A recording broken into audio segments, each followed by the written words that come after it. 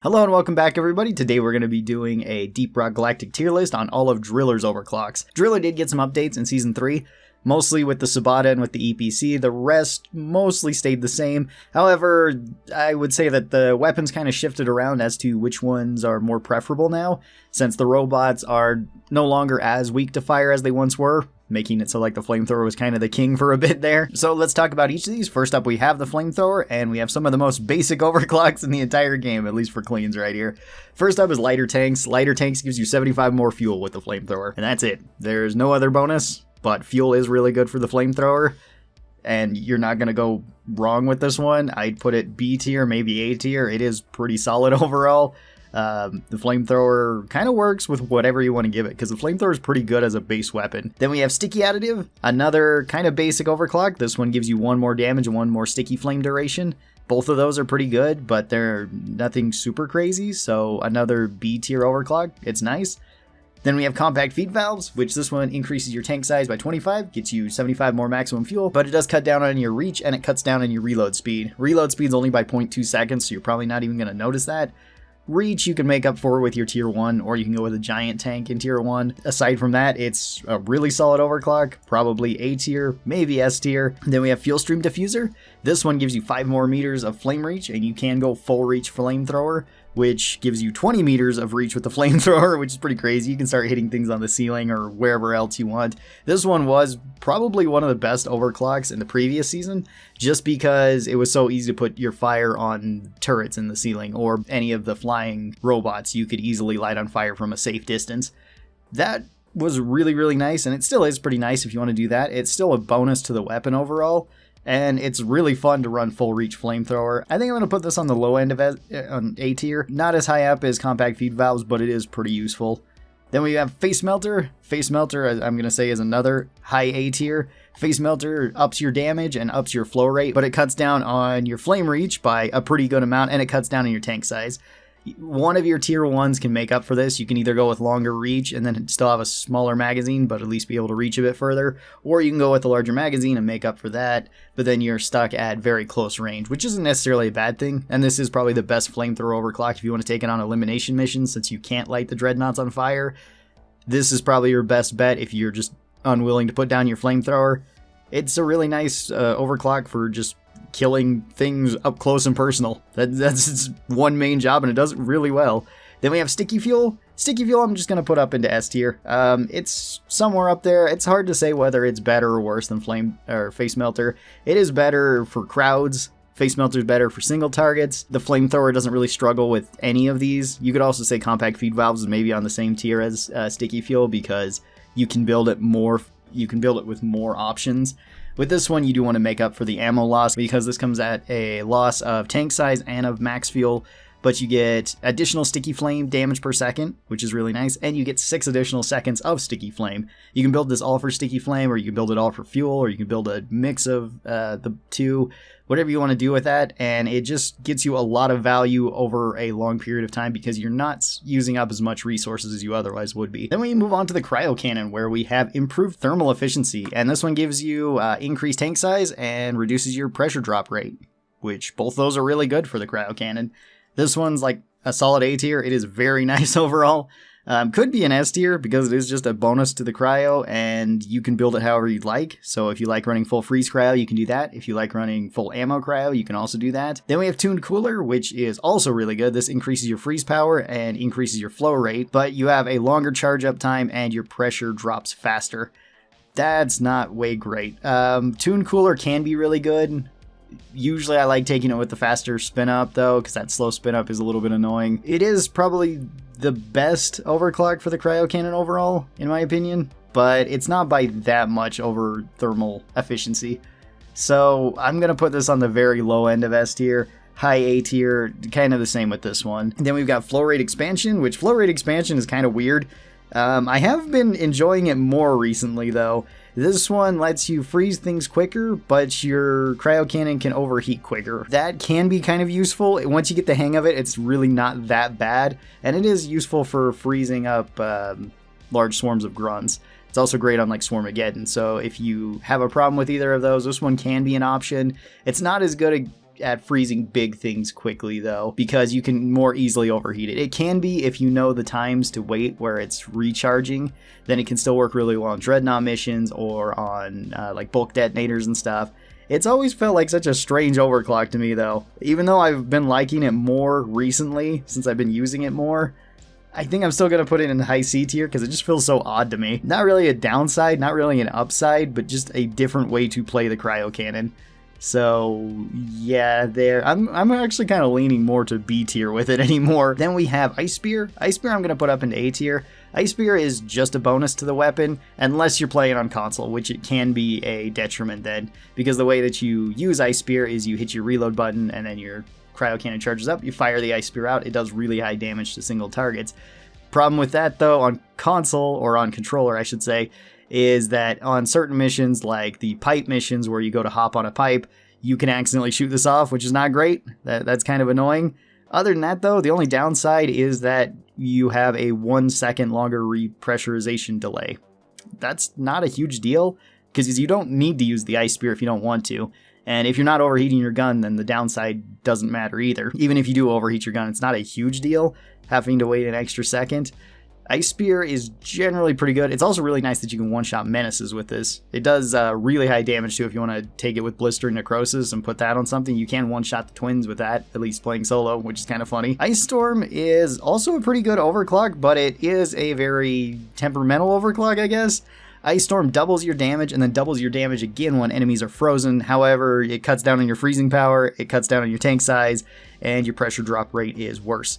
So yeah, that can be a bit of a rough combination. Now, if you combine this with all the damage that you can put on this, your Cryo Cannon will go from initially 9 damage up to 18 damage, and then when you freeze something, it'll go up to 36 damage. 36 damage a tick, it will kill stuff really fast. This is kind of like the Face Melter, but for ice, which can be better, can be worse. The Flamethrower, I would say, is probably better overall than this, just because, unless it's on Dreadnought missions, then Ice Storm is better. Freezing things is useful for the team, and you can have Cold Radiance, which still lets you freeze things all around you. So, probably A tier. Kind of on the lower end of A tier, but still probably an A tier overclock. Then we've got Snowball, which I'm also going to put up into A tier 8. Snowball is pretty nice. Snowball is similar to Ice Spear, so when you hit your reload, it spits out a snowball that then explodes and acts like a cryo grenade. That's pretty useful because you can use this multiple times. This does overheat your gun or drop the pressure, and then there is a 1 pressure delay or 1 second pressure delay like there is for Ice Spear. This one though comes at the cost of your tank size. This one I would say is S tier on Swarmageddon and on Macterra Plagues though, because you can freeze all the swarm and the swarmers will die once they're frozen. Same goes with Macterra. You shoot this into a group of Macterra and you'll kill them super easily. Outside of that, it's still pretty useful. It's not as flexible as something like Ice Spear though, just because it does come at the downside for your ammo, and I do like running just full ammo with these, just in case I want to use the ability more often. Next up, we got the Sludge Pumps overclocks, and first up, we got Hydrogen Ion Additive. This one's nice. This one gives you more direct corrosive damage and more direct corrosive slowdown. And that's it. That's a nice bonus. I'd put this one up into A tier. It's really good. If you want to take it with the damage build, it works. If you want to take it with a slowdown build, it also works. Then we've got AG Mixture. AG Mixture, I guess I'm going to put into C tier.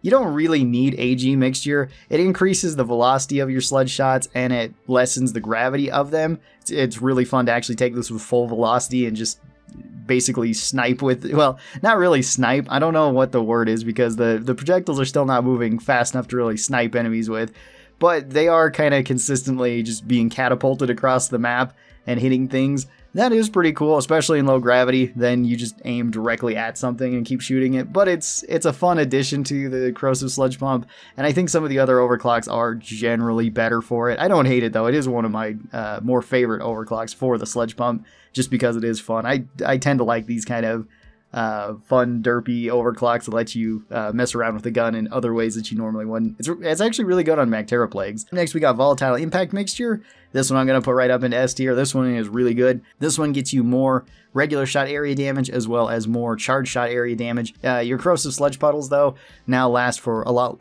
shorter amount of time than they otherwise would, and they don't do the same amount of damage over time effect, or the damage over time duration is shorter. This is for direct damage, and it can deal a lot of direct damage. It's really good for just one-shotting grunts on any difficulty. It's really strong on Dreadnought missions because you can just keep spamming this at them. You don't need to aim for the weak spot with the Sludge Pump. Then we've got Disperser Compound, which I'm going to put high up into A tier. This one is the crowd control option for the Sludge Pump, or one of the crowd control options. This one gives you more charge shot fragments, more fragment damage, more fragment area damage, but less charged area shot damage. So you cover more of an area and you can deal more damage over time to more things. That's really useful. It clears up grunts, clears up swarmers, assists the team in basically any sort of setting. It's going to be a good choice on any sort of mission. Then we've got Goo Bomber Special. Goo Bomber Special is a pretty fun one too. This one lets you shoot out a line of goo similar to the Goo Bombers. And then that's about it. That's the main draw of it. It gives you more area damage, it gives you more charge shot fragments, and it increases the duration of those puddles. But now when you use this charge shot, it will break if it hits anything. So you want to be shooting it over enemies so that you're getting the maximum amount of value out of this. Super fun to run with fire too, because you can just set up lines of fire that slow things down and you'll deal damage over time to them. So if you like taking the new Burning Nightmare on the EPC, it is pretty good there. I would put this one low into A tier. And then we've got Sludge Blast. Sludge Blast gives you an acid shotgun, so now your charged shots shoot out like a shotgun, and they also have increased velocity, so it's easier to hit things with this, although sometimes the shot pattern's a little bit wide or goes in weird directions. You know how the shotgun RNG can be in this game. You get less charged shot area damage, less ammo, and a longer reload time. This one, ever since it got buffed from it not being super great, it is really, really fun to use. It's not great against groups of enemies, though. It's really good to take on, like, Dreadnought missions, elimination missions. It's really strong. It can also be pretty good on Macterra Plague because it's easy to fire the shotgun into them and just hit the majority. Again, I'd probably put this into the low end of A tier, similar to Goo Bomber Special. Then we move on to Driller's secondaries. First up with the Subata's overclocks. And the Subata did get changed a little bit, where it now has acid damage on it, which is pretty nice. I like that. That didn't change a whole lot of its overclocks too much. It just made them a little bit more consistent if you weren't going to be taking it with the Flamethrower, because otherwise you'll probably take the fire shots with it since you'll do more damage. It did make some of these a little bit better. First up, we got Chain Hit. Chain Hit's going to go to C tier. It's just not a great overclock at the moment. You just throw it on to the Subata when you don't have anything else, or just when you want a slight upgrade to it. Chain Hit gives you a 75% chance of anytime you hit a weak spot of your bullet bouncing into another nearby enemy. You'll get value out of this, and that's kind of nice. But it's kind of whatever. It's not necessarily a bad overclock or anything. It's just not a super exciting one. Then we've got Homebrew Powder. Homebrew Powder did get better with this because you can now add more damage to the Subata. So you can stack damage with it, and that is nice. This generally does feel like an upgrade. I'm still going to put it into like C tier. It's okay. It's better than Chain Hit. Randomizing your damage between 80% damage and 140% damage, where you're generally getting 110% damage, is okay. It's not going to make a huge difference when killing most enemies. You might be able to kill big things a little bit quicker with this. It actually feels pretty good if you take it with the fire rounds and then just build all damage for it. So you can take it with a Flamethrower, light things on fire, and then just spam this into them. Next up, we've got Oversized Magazine. This one increases your mag size by 10, but gives you a slightly longer reload time. That one's pretty decent. I'm going to put it into B tier. You can run it with Born Ready with either the Flamethrower or the Sludge Pump, and then never run out of ammo with either one of the weapons, because no matter how you build them, you can't run out of ammo before Born Ready would kick in and reload your weapon, and unless you don't have Born Ready maxed out. So it's nice for that. You can run it however you'd like. You can have up to 27 rounds, I believe, in the Subata if you take the ammo mod in tier 1. So it's not a bad choice for the Subata if you just like the base Subata. Then we've got Automatic Fire. Automatic Fire I'm just going to put into A tier for the convenience of it. But like a lot of people have said, Automatic Fire would be kind of a nice base kit addition to the Subata. Not the upgrade that it is right now, but just the simple fact that you can just hold down the trigger and keep firing it. Just have it at like a slower rate than what you could tap fire it at. That way people don't have to tap fire every time, because that can be problematic for certain people and just kind of annoying for others. So I think that would be a cool addition to it. Right now, that's the main reason why people take Automatic Fire. You get a little submachine gun then, you get a higher rate of fire, and you get to just hold the trigger down to be firing this, at the downside of increased spread and increased recoil. Now the recoil actually is surprisingly high. It's like 3.5 times, but it doesn't feel that bad with the Subata because it doesn't kick that much. So it's mostly the spread. You're not going to be able to use it for longer range enemies that easily. You can still tap fire it. Other than that, you're just going to use it like a little submachine gun at close range. It's a very straightforward overclock, but it is a very enjoyable overclock. Then we have explosive reload. Explosive reload is really good. Explosive reload gives you embedded detonators, but for the Subata. So this cuts down on your maximum ammo, and it cuts down on your magazine size. You only have 6 shots, and you have half the amount of total ammo, but this will embed a detonator into an enemy, and then once you go to reload the gun, it deals 38 damage on explosion. That's pretty nice. That's really good for the Subata. It's really strong on certain missions. I think I'd put this one into the low S tier. I've been using it more and more, and I have been liking it a lot with the Subata. It's not as good as like embedded detonators with the Zukovs, just because you don't get as many shots with it, you don't get the amount of damage per second, but it does give a lot of utility to the Subata. Then we have Trank Rounds. Trank Rounds gives you 50% stun chance on every shot, you lose rate of fire, and you lose magazine size. The stun has one of the longest stuns in the game. It used to be the longest stun at 6 seconds. Now the boomerangs do 8.5 second stuns, so that one's a little bit better for stunning enemies, but this one can still be decent. You can still stun Tri-Jaws. If you want to go full ammo, you can also potentially stun slashers, menaces. It's pretty good to stun. Just anything that's probably going to be spitting at you. The Trank Rounds do work pretty well there. And the rate of fire debuff and the magazine size is barely noticeable. So I think like high B tier, low A tier, somewhere around there. I don't use it a whole ton, but I'm never really disappointed when I do use it. So then we've got our overclocks for the EPC, and the EPC's got some new changes where now you can have Burning Nightmare, which is a cool addition, and you can have Plasma Splash, which is kind of a joke of an addition because it barely does anything. Lets you have some more crowd control with the EPC, but Driller doesn't struggle with crowd control at all. They're arguably the best at crowd control, or one of the best at crowd control. It's mostly just Burning Nightmare that you're going to be using in Tier 5, or you're going to be using the tried and true Thin Containment Field so that you can EPC mine or just deal massive damage with it. So first up, we got Energy Rerouting. This is a clean overclock that just gets you more ammo and a faster charge speed. Those are two of like the main things that you want with the EPC, and they're very useful. This one is also super flexible. You can build it however you'd like. So if you like taking charge shots, you can do that. If you like taking regular shots, you can do that. If you like EPC mining, you can build it for that. If you want to go with Burning Nightmare, you can do that. And even if you want to take Plasma Splash, you can do that with the Energy Rerouting. It's really good. I would put this one up into S tier. It's on the low end of S tier. It is just a overall buff, and it's a buff in every area where the Subata, or where the EPC wants a buff, not the Subata. The Subata would probably like this too. Then we've got Magnetic Cooling Unit. This one increases your cooling rate, and it decreases the amount of heat buildup when charged. There is a problem with magnetic cooling, and that's it, that it falls flat compared to the other overclocks. There's better overclocks for basically every job, but this is really good if you want to start learning how to EPC mine, because this is the most forgiving of the overclocks to start learning that with.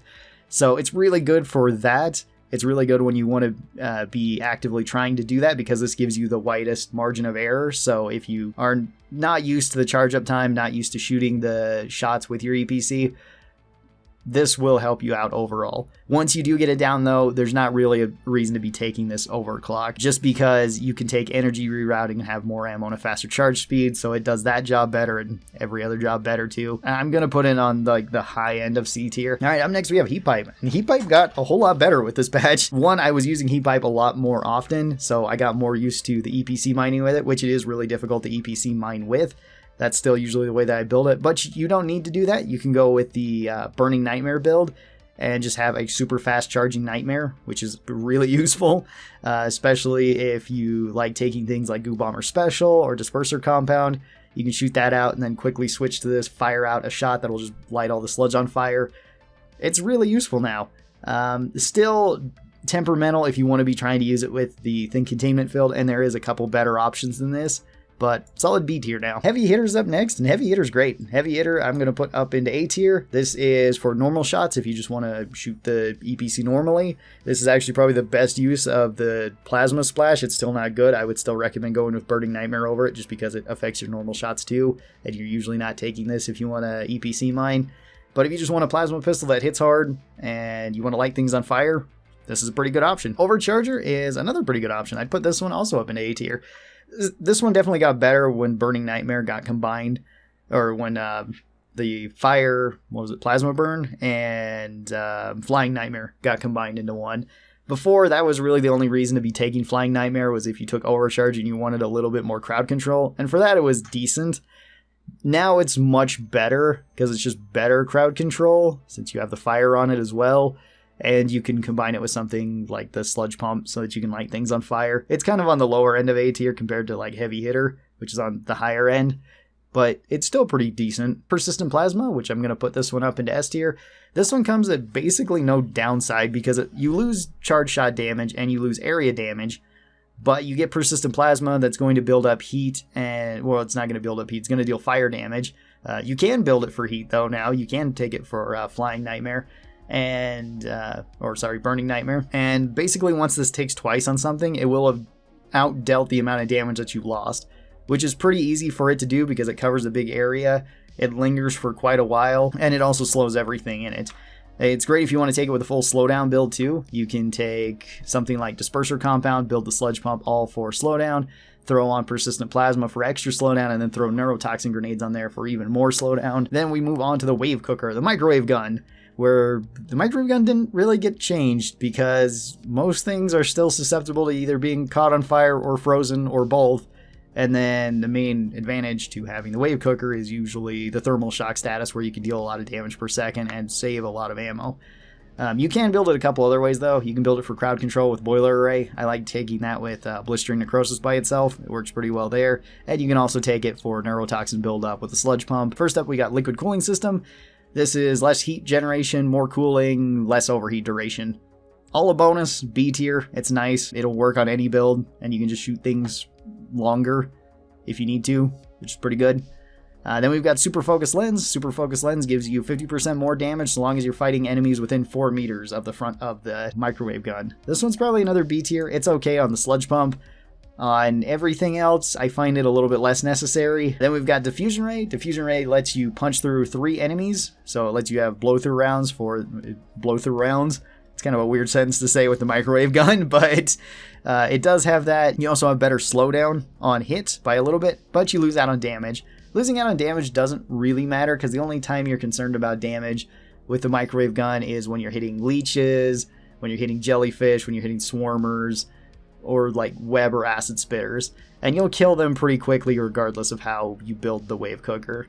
So that doesn't really hurt it that much. You could argue that this doesn't help it an insane amount, because you're usually not needing to pierce through multiple enemies as Driller, especially if you have this set up for like a thermal shock build. It's not bad then. It still is probably like low A tier. Next we got Mega Power Supply, which this one gives you an increased rate of fire, increased ammo, but less cooling and more overheat duration. So if you don't overheat your gun, it's just a straight bonus to the gun, and it's pretty good.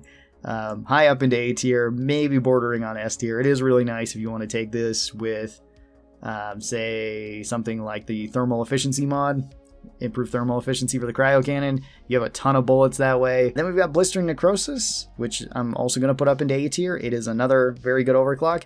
This one lets you put weak spots on enemies, or you have a chance of doing this, so it's questionable as to how often this is going to trigger. Sometimes it doesn't trigger very often, sometimes it triggers a lot. You can also trigger on strange enemies, like you can put it on the Omen Tower for some reason. So those weak spots are hit, they'll pop and deal damage. However, your weapon overheats faster and it doesn't cool down as quick. That's not a huge deal if you're not overheating it though, and especially if you just kind of are tap firing this at a particularly large enemy to try to put blisters on them. And then our last overclock is Gamma Contamination. This one lets you put radiation on enemies, and I'm also going to put it up into A tier. We don't really have any D tiers here, but Gamma has a 25% chance of putting radiation on an enemy, which will deal damage over time to it, as well as it will hurt all enemies around it. That's pretty nice. You lose out on damage with this, and you lose out on magazine size as well as shot width. So it's not great if you want to do more of an AoE Wave Cooker for clearing up swarmers and for clearing up jellyfish. This is where I put all of Driller's overclocks. As you can see, there's a lot of really good ones, especially for primary weapons. There's a lot of really strong ones up there. Secondary weapons, there's also a pretty good mix of stuff there. No D tiers. The closest I would say is probably Magnetic Cooling, but that's not because Magnetic Cooling is bad. It's just that the other overclocks outshine it for every other job that you would want, besides just learning how to EPC mine. So it's not its fault. It would be nice if it got a little bit of a buff or something, though. Tell me what your thoughts are on Driller's overclocks down in the comments below. I hope I've been saying Driller this whole time because I just said Gunner in an outtake. Thank you guys so very much for watching this. I hope you guys enjoyed it, and I will talk to you next time. Bye-bye!